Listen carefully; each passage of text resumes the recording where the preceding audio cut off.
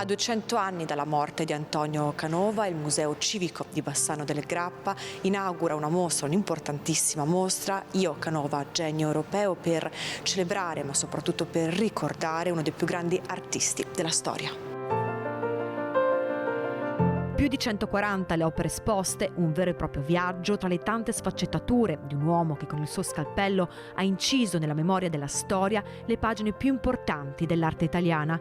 Sculture, dipinti, disegni, libri preziosi, ma anche capolavori ritrovati. È tornato un capolavoro e ritorna dopo 200 anni.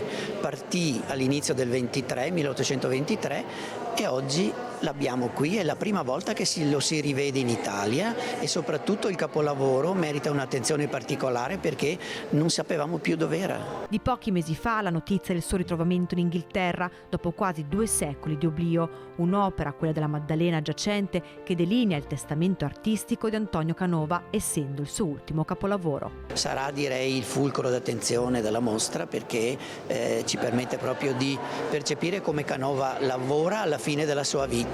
In questo caso è una Maddalena svenuta per dolore, con una lacrima perfino.